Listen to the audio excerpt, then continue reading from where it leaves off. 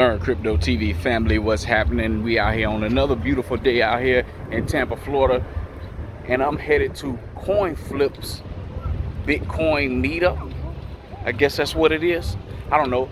I had to find something here in Tampa, that was pretty cool. That had to do something with crypto. So that's what I'm off up into right now. Man, I'm over here at what is Yacht Starship entry at over here at the Port of Tampa over here. A piece of it, at least anyway. They got a name over here, Spark Wharfman parking lot. But anyway, I'm over here, man. Everything looks completely different from the last time when I was here. I can promise you that. All these big ass sky-rise buildings and all kind of stuff, but I'll show y'all that. But anyway, I wanted to come in, pop in, let y'all know what we doing today, and we'll catch it in there because it started at 3 o'clock and we want to get in there on time. And yeah, but anyway, we'll check y'all on the other side of this clip. Crypto King is not a financial advisor. You gon' learn today, you gon' learn today, you gon' learn today. Had to get it off, why not be the boss? Started in Tampa Bay. Life in the matrix will crumble you. Poverty struggle will humble you. Florida State, relocate, pack my bags and I moved to Colombia. Hola mujeres bonitas, they say that it's cheaper to keep her. That's why I learn more than you. Crypto I'm learning you. Learn Crypto TV is turning to. Please don't waste my time.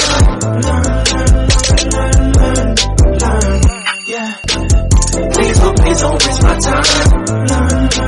Learn today. Crypto TV. Please don't waste my time. Learn Crypto TV.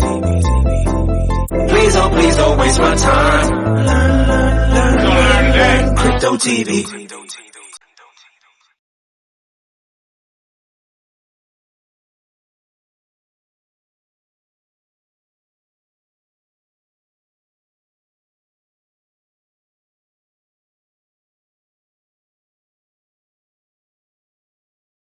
Welcome to Learn Crypto TV, your go-to source for all things cryptocurrency, education, and news. Today, we're excited to introduce to you Coinflip Tampa, a leading cryptocurrency exchange and Bitcoin ATM operator based in the vibrant city of Tampa, Florida. Coinflip Tampa offers a user-friendly platform and a network of conveniently located Bitcoin ATMs, making it easy for you to buy and sell cryptocurrencies with cash. Stay tuned as we dive into the deeper of the world of crypto and explore the opportunities that Coinflip Tampa brings to the table. Let's get started on your crypto journey together. Coinflip Tampa is a cryptocurrency exchange and Bitcoin ATM operator based in Tampa, Florida. The company provides a convenient platform for users to buy and sell various cryptocurrencies, including Bitcoin, Ethereum, Litecoin, XLM, and more. In addition to its online trading platform, Coinflip Tampa operates a network of Bitcoin ATMs across the Tampa Bay area, allowing individuals to conveniently convert cash into digital currencies.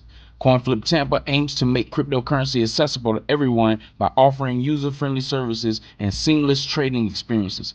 The platform supports both mobile and web applications, enabling users to trade cryptos from their smartphones or computers.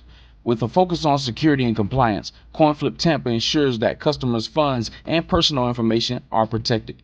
One of the standout features of Coinflip Tampa is its extensive network of Bitcoin ATMs. These machines are strategically located in convenient locations such as gas stations, convenience stores, and shopping centers. Customers can visit these ATMs and quickly buy Bitcoin or other cryptocurrencies using cash. The ATM provides an option for users to sell their digital assets and receive cash in return. Coinflip Tampa's mission is to promote financial inclusion and educate the public about cryptocurrencies, and they strive to simply possess the process of buying and selling digital assets, making it accessible to individuals via education who may not have previous experience with cryptos. Their user-friendly platform and extensive Bitcoin ATM network, Coinflip Tampa aims to bridge the gap between traditional finance and the world of cryptocurrencies. Overall, Coinflip Tampa is a prominent cryptocurrency exchange and Bitcoin ATM operator in the Tampa Bay area, and with its user-friendly platform and extensive ATM network and a commitment to security and compliance, the company aims to make crypto trading and accessible to a wider audience while promoting financial inclusion and education.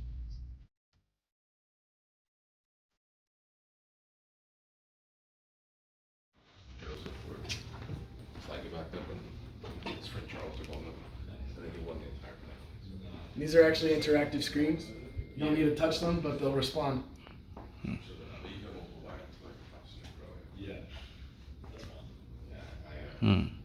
These are from local Florida artists. They lease them to us. Interesting. What platform they use? So I believe these NFTs are on the Ethereum blockchain. Ethereum blockchain? Yeah, they're on the Ethereum blockchain. So we're just leasing them right now. So they kind of let us borrow it for a bit. Imagine that. We also bought these. Oh, wow. We print shirts off of that one, and we print shirts off of this one because we own the rights to it. Oh, wow. Okay. So that's what's the unique thing about owning these NFTs. You own the rights to them. We own the rights to it as so well. that way you can print them and, you know, market them and sell it and get all of the percentage of profit, rather. Actually, we get not even percent, we get all of it. All of the profit. Because we're the owner, sole creator. Yeah. Oh, imagine that. Well, it say Coinflip on here, man. Yeah, I see it. And we actually hired this artist. His name is Jared Wright. Yeah. He made us that one, and he made us the one up the end. And this is really cool, man. We're not gonna get copyrighted. Didn't know this was interactive though. That's interesting. Yeah, it's all motion screen. Yeah. They're like motion screen iPods. You know? Yeah. They have like a back end where you can pull up more photos. Yeah. What's your name, by the way? I'm Brandon. Brandon. Okay, I'm Carlos. Good to meet you. All right, pleasure. Definitely. I have a channel, Learn Crypto TV. Okay. So you know, I'm actually from Tampa, Florida. I've been living outside the country for the last 2.5 years, actually. Where? Colombia. Oh, nice. In South America. So, but I've been a crypto enthusiast for some time now, and now returning back here to Florida and seeing the change of channel side within just a short few years, and then to come and then see a crypto building is what drew my attention. Yeah. You know what I mean? So I went on this meetup.com, you know, because we have a crypto Cartagena in Colombia where I was staying. Yeah, we just started it. This other guy, you know, heavy in the blockchain from San Francisco. But anyhow, we started that up there, and I was like, well, you know, let me see about the meetup in Tampa. What the crypto environmental community is here, and that's how I learned about this class today. You know, I mean, I'm here for the experience because I probably know what you guys are going to talk about already. You know, and I don't even know what you guys are going to talk about, but I probably know it. Yeah, you've been in the space for a little bit. So yeah, so, you know, but it's cool to know that there's a community here I can get involved with immediately, you know, to be able to, you know, help out what I'm doing here on Learn Crypto TV, and also, you know, be involved with the growth and, you know, of crypto, because it is. It's growing fast. Yeah. We actually just had an event here where we had Bitcoin Tampa and Bitcoin Bay as well. Really? They had a over at the convention professor. center. They came here and they talked about Austrian economics and how it plays into Bitcoin. So that was a really, really informational event, and we had like 60 people show up. So there's a lot of hype and excitement still in the space. Yeah. Hey, well, it can't go anywhere because it's not going anywhere. So it's only going to grow from this point. Exactly. But yeah, man, how long you been in the space? I've been in the space now for 2 years. Yeah. And I got hired here this year in January. So it's been a dream, man. It's really been a dream. Yeah, because you look kind of young, man. Yeah, I'm 21. 21? Oh, my gosh. You're a baby, man. You was born in, what, 2002? 2001? Yeah, 2002. Oh, my gosh, man. I was graduating college, man. And I was graduating with my mom. No doubt. No been doubt. Here for a while now. Cool, man. Yeah, I'm definitely, you know, will be involved. This another. This is the classroom. Oh, okay. Okay. Oh yeah. Yeah, I downloaded this app already and created a account. You also have a little Bitcoin miner. Oh yeah, I got a miner here. Huh? Imagine That's for that. display. Okay. Imagine that. I really would like them to run it, but it would be too loud. Way too loud. Yeah. And so I'm going to ask each of you to raise your hand in response to a series of questions, just so we get a better idea of where we stand. First off, raise your hand if you agree with the statement that money is one of the single most important forces that shapes the modern world. Cool, we're all relatively in agreement there, except for this guy. Raise your hand if you agree that, in general, having more money would result in a direct improvement in the quality of your and your family's lives. I think it's safe to say none of us are going to say no to having more money, right? Now, raise your hand if you have spent more than 40 hours studying money, how it's produced, how it circulates through a system, the history of money, and what money actually is. A little fewer hands. Most adults have worked a 40-plus hour week job, but very few have spent even a day's worth of hours understanding the very thing that it is that they're working for. This is not something to be embarrassed or ashamed about, because generally, our experience is that money seems to function just fine. We go to work, money goes into our bank account, we pay our bills, we buy our groceries, and everything moves along business as usual. Humans tend not to investigate systems that seem to be working, and that's doubly true when we're told by authorities that we should have full faith in that system, and triply true when our entire society is predicated on the continued functioning of that system. Introducing somebody to a new alternative form of money without explaining the existing monetary system is like introducing someone to the concept of movies by making them watch the fourth entry in the Harry Potter film franchise. Not only are they missing 8 hours or so worth of background knowledge and context on the franchise, they don't even know what a movie is. If that's their baseline experience, they're going to leave the theater confused, disoriented, unhappy, and with zero desire to see another film for as long as they live. Most people think the structure looks like this. The Fed prints money and gives it to the commercial banks. The banks then loan that money to individuals and businesses, and then we use that money to buy things and take out loans, and it circulates throughout the economy, right? Actually, no. Rather than printing and injecting physical bills into the system, the Fed issues debt in the form of treasury bonds and treasury bills. These are basically an IOU from the Fed to the purchaser that pay interest to the holder of the debt. Commercial banks, the ones that you and I hold our money in, keep our money in that debt, since the interest that they pay out is presented as safe, risk-free returns. The banks count those assets as cash equivalent on their books, even though they're really just unsecured loans. But where do banks get the money to purchase government debt? From customer deposits. In other words, your money. So to recap, the money from the Fed is actually just the Fed financing government activity by selling debt. The banks buy that debt with your money, count the debt as their money, and then use it to issue loans right back to you. The money in your bank account does not belong to you. It's just collateral for the banks to use for their own investments and to issue additional loans, a process called rehypothecation. Again, basic arithmetic shows our banking system is 90% fertilizer, leveraged 9-to-1. If you think that 9-to-1 leverage in our banking system is bad, consider that that's just the tiniest tip of the iceberg. That does not account for leverage in the stock market, derivatives, commodities, or real estate, or a single other bank or currency outside of the US. This is the world that we're living in. The circulating supply of dollars and other currencies grows consistently, arbitrarily, and without our consent or our control. This is called monetary supply expansion. And it is the single largest contributing factor to what we call inflation. That is, the increase in the price of goods against the real value of the goods those currencies are purchased with. As a quick thought experiment, let's base inflation purely on the price of a very popular consumer good, a McDonald's Big Mac. In 1980, an average Big Mac cost $1.60. In 2000, that same Big Mac cost $2.40, about a 55% price increase. In 2020, the average Big Mac was $4.50, about a 90% increase from 2000. If we do the math, and again, this is purely based on the price of one good, according to the Fed's 2% target, it should have taken about 28 years to bridge the gap between the 1980 and 2000 burgers, and it should have taken 45 years to bridge the gap between the 2000 and 2020 burgers. If we base the average real rate of inflation on the Big Mac, we see that it's actually 4.5%, over double the Fed's target in the last 20 years. I say this to drive home the undeniable existence of the inflation problem, because in order to understand a proposed solution, you must first acknowledge that a problem exists. The $500 trillion question, how do we fix the system? Historically, all currencies that have played the fiat game have collapsed, and appears to be more of a win than an if. It's happened in many countries throughout history before, and it's happening today in much of what we think of as the developing world, parts of Latin America, Africa, and Southeast Asia. The fiat system is fragile, and the cracks grow more obvious by the day, exacerbated by things like COVID-19, runaway money printing, and the bank failures that are occurring right now. All of us have lived through multiple so-called once-in-a-lifetime financial disasters. I think everyone in this room remembers 2008. And the frequency of those disasters and their severity seem only to be increasing. Bitcoin is borderless, stateless, neutral money with no issuer. It is cash with no central organization that can freeze or censor it. It's gold without the burden of occupying physical space or the possibility of counterfeit.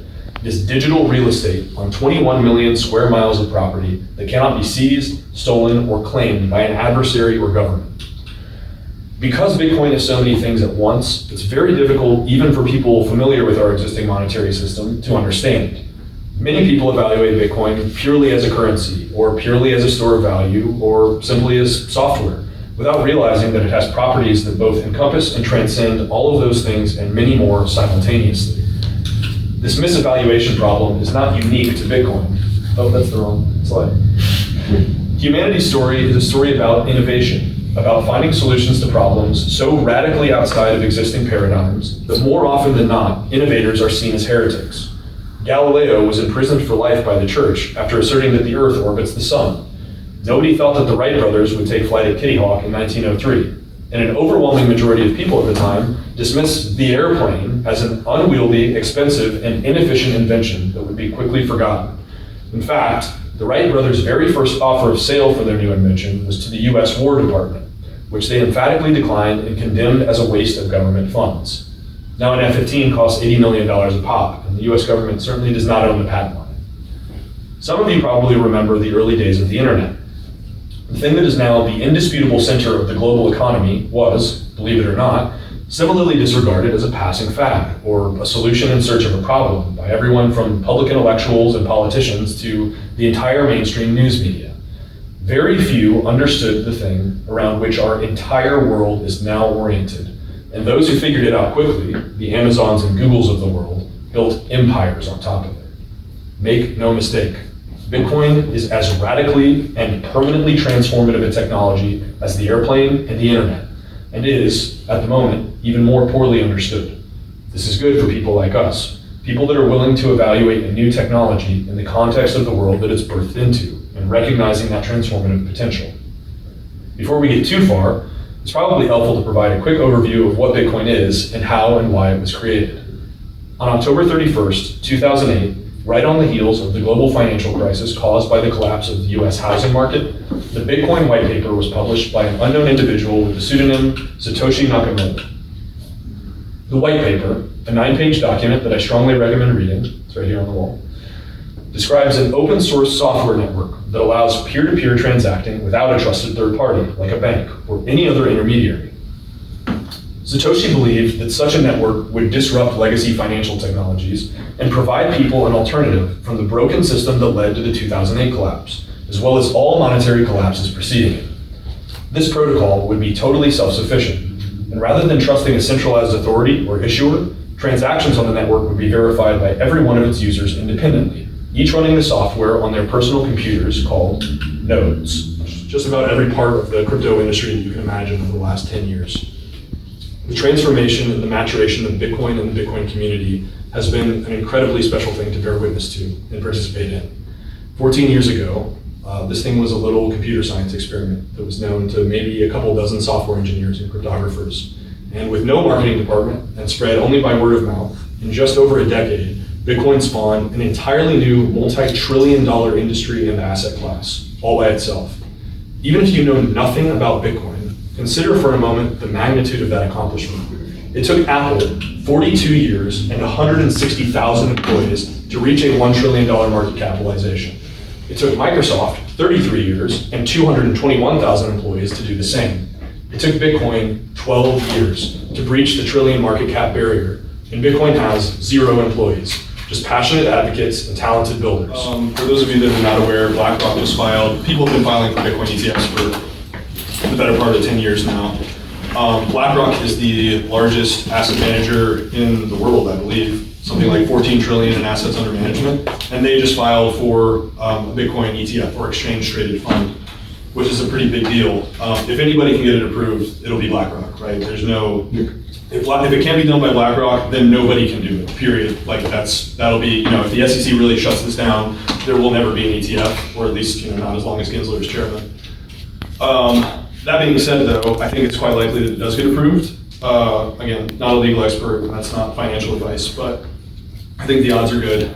And you're starting to see the narrative kind of turn around as far as now that BlackRock obviously owns several media organizations, or at least has a significant media presence. And so you're starting to see the narrative around Bitcoin mining change from, once it was, a few years ago, the narrative was Bitcoin mining is terrible for the environment. Now you're starting to see things that are like, Bitcoin mining is great for flexible grids. And so we'll see. But if the ETF gets approved, that'll be probably the kickoff of the next bull run. What's the ETF? An exchange traded fund is basically a way for, it's a way to get spot Bitcoin exposure without actually buying Bitcoin, which for like institutions, let's say that you're the owner of like $1 billion company and you're thinking about treasury management, you don't want to keep cash on your, you want to keep as much cash on your books as is necessary to pay your employees and keep your business running, but you also want to be thinking about like long-term investments. Historically, corporations will buy bonds or they'll take on like low-risk investment strategies, but if companies have the ability to get spot Bitcoin exposure without actually having to figure out how to custody Bitcoin, that's a pretty huge boon for them. Same thing with like pension funds, 401ks, other asset managers will want to get the Bitcoin ETF because the custody situation might be intimidating for them. So lots of reasons that an ETF is net good for Bitcoin price at the very least. Okay. Yeah, I've heard that BlackRock has filed for, I think, over 500 ETFs since they started operating, and they've only been denied once. Nice. So we have pretty good odds for That's Bitcoin. that's an impressive track record. Wow. Yeah. That was a good question. Does anybody else have questions? I'm skeptical of the security. Okay. So where people get smarter, technology gets better, there is always somebody that has hacked always. So what's the guarantee that that won't happen? So it depends on what you mean by hacked. Do you mean like takes money from you specifically? Do you mean like disrupts the network in some way? What is Maybe, probably both. that? Okay. Yeah, probably both. So there are, and the next class is going to be on best practices for storing and using Bitcoin, how to like keep it safe yourself. There is no real way to hack the network because it's that proof of work protection. Mm-hmm. Basically, the only way to disrupt the network in any way would be to control a majority of the hash power. Right now, that would mean that you have to invest about $40 billion into equipment that like is very difficult to manufacture and is only produced by several specialty manufacturers. And then you would have to run all of that equipment, so already you're talking about an insane capital expenditure. Then you would have to run all of that equipment 24/7 in the hopes that you would maybe be able to disrupt a couple of blocks or reverse a couple of blocks of transactions. So you're basically spending $40 billion to get like A chance. to get a you're spending $40 million for a chance to make like 90 grand. Okay. So the economic incentives are like wildly in favor of you not doing that, obviously. Sure. But even if, let's say someone was particularly dedicated and they really wanted to disrupt the Bitcoin network in that way, it's just incredibly unlikely that something like that would happen in the first place. But assuming that it did, there are mechanisms by which the network can maintain integrity. All of the nodes can basically say, we recognize that that's an invalid block. Let's say that they, kind of hard to explain in short. Let me see if I can do it right. And it's all of these blocks in sequence. The way that, this is commonly called a 51% attack, but let's go back to that example of like, if somebody controlled 51% of the computing power in the network, this block has already been processed. But if you control 51% of the computing power in the network, you could aim at this block and basically rewrite it to include new transactions, or otherwise like threaten the integrity of the chain. So again, this costs, as of today, about $40 billion for all of the compute that you would need. You would need warehousing, this is just for the cost of these units. This $40 billion excludes energy, and it excludes the fact that you would have to build an entire facility to house all of these things. Even if this happened, again, you really only have like a very small chance of being able to impact this block because it's all random. Where the block reward is issued randomly. It only goes to one computer on the network every 10 minutes.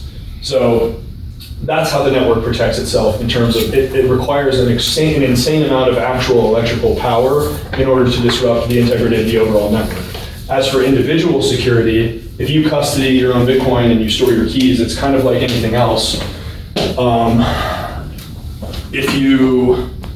I wrote my public keys on my private keys on this screen, all of you could steal my money. Sure. But as long as for me, I've memorized, I have a kind of a complicated setup, but like I have multiple wallets. I've memorized the seed phrase for some of them. Some of them are stored in secure locations.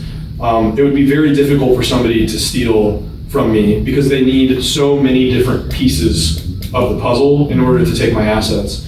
And then the other thing is that even if they stole the physical device that my Bitcoin is, there's a thing called hardware wallets, which is like a physical device where your private keys are stored offline. Even if they stole the physical device that contains my private keys, because they don't have the actual password to those, they still can't steal my money. So it's not like if you have a safe in your house and you have 10 bars of gold in your safe and somebody steals the safe, they might not be able to get into it, but you don't have access to your funds either. If somebody stole, let's say I had my hardware wallet in a safe, if somebody sold that safe, they still wouldn't be able to access my funds. Even if they broke into the safe, they still wouldn't be able to access my funds. And I have access to them at any point in time because I've memorized that seed phrase. What if that physical device was destroyed? If the physical device is destroyed, as long as you have that seed phrase, that recovery phrase memorized or otherwise preserved, you'll be able to restore it onto another device. It's like an iCloud recovery. Kind of, yeah, except they're not stored online. Yeah, it's very important to know that they're not stored online. Otherwise, you would be vulnerable to a hack.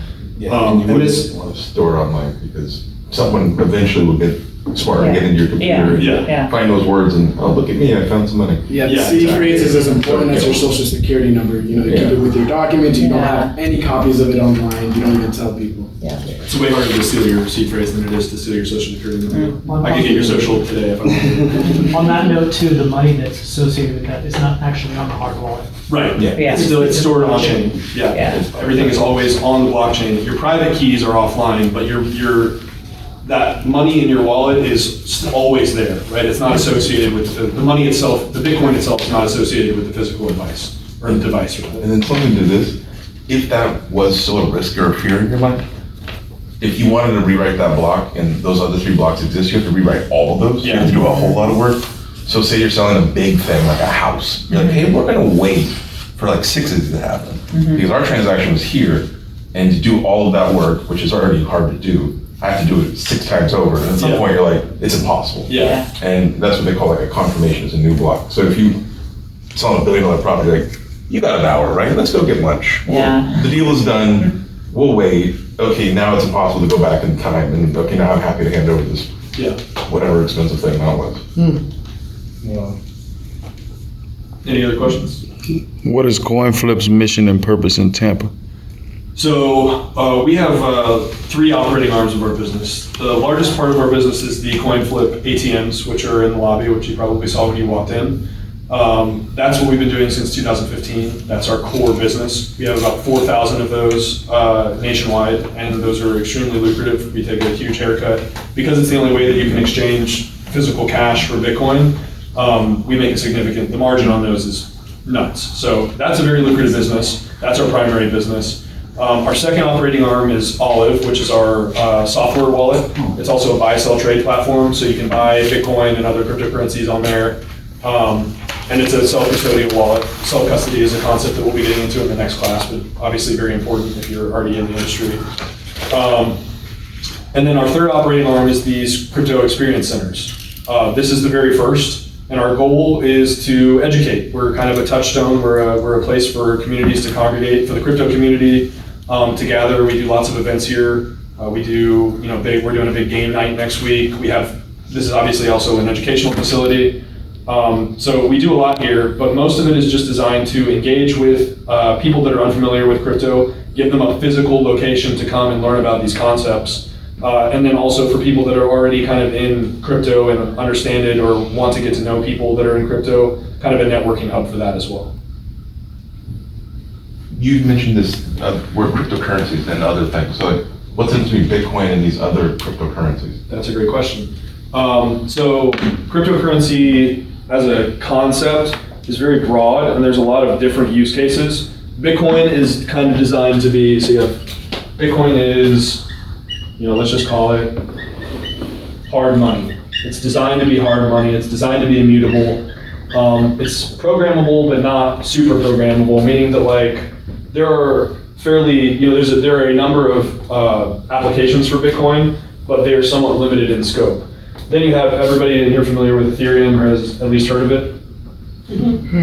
So Ethereum is a decentralized network of compute that people have built like decentralized financial services on top of, different kinds of applications, games. It's more of like a developer sandbox. And so it doesn't have this explicit hard money purpose. It can do a number of things, all of which are different than Bitcoin. And so when you're evaluating Bitcoin versus other cryptocurrencies, you're looking at the use cases, right? Bitcoin is hard money. This is what it's designed to do. This is what it's used for. It's used for payments. It's used as a store of value. It's pretty straightforward, relatively easy to understand. Something like Ethereum is way more complicated because you can do a lot more with it. And so in terms of, I'm trying to think of the best way to explain this. If you're talking about it from the perspective of an investor, then the way that you want to evaluate cryptocurrencies is what do I think is most likely to have the most robust use cases over time? And so I look at something like, I don't own anything other than Bitcoin. It's not that I don't think that other crypto projects are interesting or that there's other interesting stuff going on in the space. I'm interested in solving the problem of broken fiat money with hard money. I'm interested only in this problem because I think that if you don't solve the problem of broken money, everything follows that. If money is broken, everything is broken. And so you need to solve that first. But if you're, if you're an investor or a trader and you think that there are short-term opportunities in something like decentralized financial services, then maybe Ethereum is of interest to you. There's a whole, Ethereum is a cryptocurrency that has a lot of potential applications, a lot of which may be very lucrative and which may be like widely utilized by a lot of different organizations in the future. And so if you're an investor, you might look at something like decentralized compute and decentralized financial services as a super valuable, useful thing that might have, that might yield a lot of gain. But again, my perspective is money is broken. Have to fix the money first. Everything else is secondary to that. All right, Learn Crypto TV family. So you can see, it was a class, a crypto class. So basically, you heard me ask him what was the purpose of the Coinflip Center, here in the video, and it's surrounded by education, but they have the money-making arm business, like you heard them. The main thing, what you saw was the crypto ATMs, and where they really make their money here. You know what I'm saying? I like the fact that they do the education, to help people, with crypto. So we'll probably gonna be able to work hand in hand. So I can tell you right now, for as long as I'm in Tampa, and whenever I do come back to Tampa, this probably gonna be one of the places that I frequent around here, simply because it's right up my alley, crypto education. But isn't that unique? I get to come back to Tampa for a little while, you know what I mean, and get to still stay involved, deeply entrenched into the crypto space here. It looks like it's just an ability in a growth phase or whatever, but yeah, you know what I mean, I like what I see. So I'll definitely come back to the next class. You heard him mention the game night. I'm definitely coming back to that game night. So you'll catch me there. I don't know. I might put that on video. I might not. We'll see how that goes depending on what's going on in there. But anyway, man, yeah, I'm going to show y'all the rest of Tampa on the way up out of here, man. I got to get back over here and get back to a little job that I was doing over here at the office. So, yeah. But anyhow, we'll end the episode here shortly. Enjoy the sights and sounds and scenes from downtown Tampa, baby.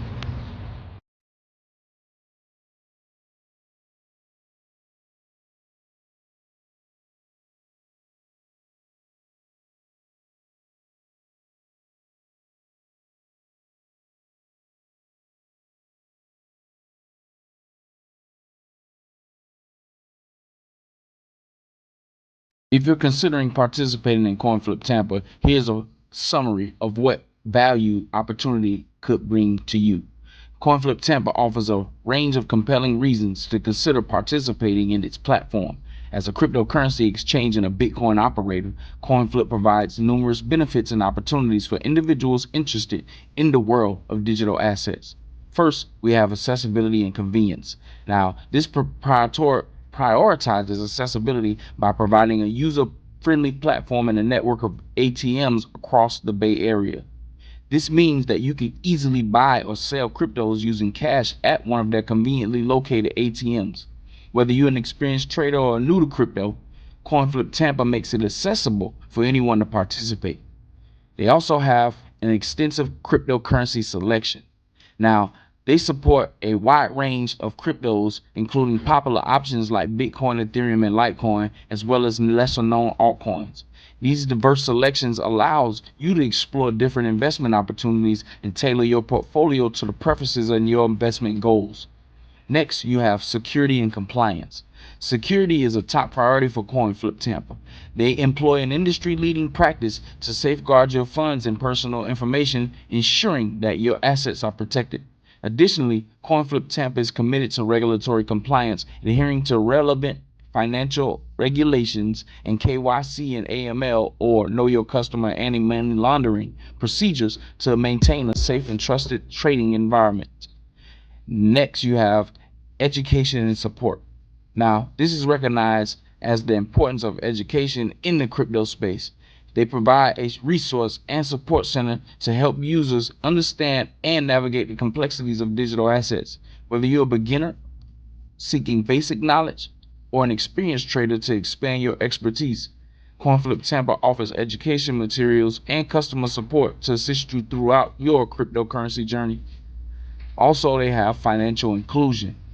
They strive to promote financial inclusion by making cryptos accessible to individuals who may not have traditional banking services or seeking alternative financial options. By offering the ability to buy and sell cryptocurrencies with cash, Coinflip Tampa empowers those who may not have access to traditional banking channels to participate in the digital economy.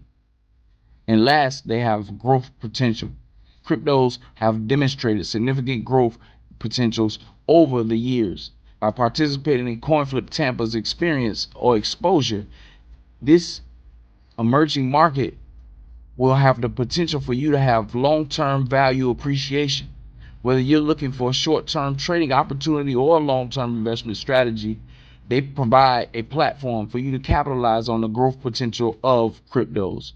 In summary, Coinflip Tampa offers accessibility, convenience, and a diverse range of cryptos, security, educational resources, and a support for financial inclusion. By participating in their platform, you can gain exposure to exciting worlds of cryptos and potentially benefiting from their growth. Whether you're a beginner or experienced trader, Coinflip Tampa can be a valuable avenue to explore and engage with the digital market. Thank you for joining us on this episode of Learn Crypto TV. Remember, with Coinflip Tampa, you have the power to access cryptocurrencies conveniently and securely. Stay tuned for more exciting episodes where we explore the ever-evolving world of digital assets.